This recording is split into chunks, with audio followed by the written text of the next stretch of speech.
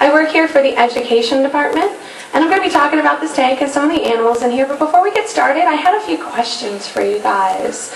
How many people have ever gone diving? Can you guys show your hands if you've ever gone diving? Awesome. Anyone ever gone to the beach? Just swimming at the beach? Anybody ever ridden in an airplane? Yeah. Anybody ever ridden in a car?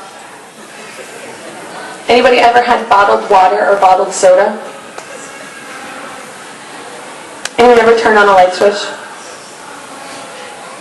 You're probably wondering why I'm asking all these really bizarre questions. Well, it turns out that it can be a little confusing looking at all these amazing animals. We don't really see what our connection is to them. They seem like they live really far away. I mean, they live way down in the Caribbean.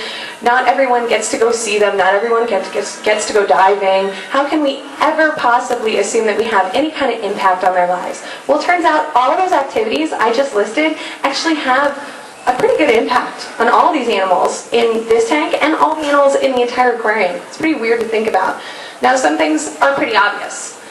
Going diving, and some of the decisions we make when we go diving or we go snorkeling, if we touch an animal, if we don't touch an animal, if we lose something and leave it behind, that's going to have an impact on that environment. But some things that are a little more confusing are some of the small choices that we make every day.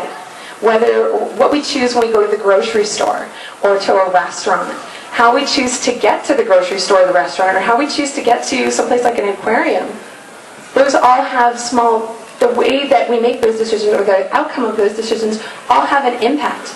Now, what I'm talking about today is how we can make smarter choices, we can make better choices that will have a more positive impact on these animals rather than a negative one.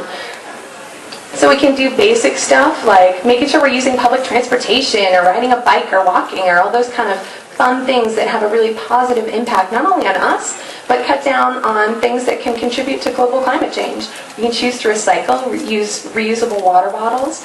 All of those have more of a positive effect or stop any kind of negative impact.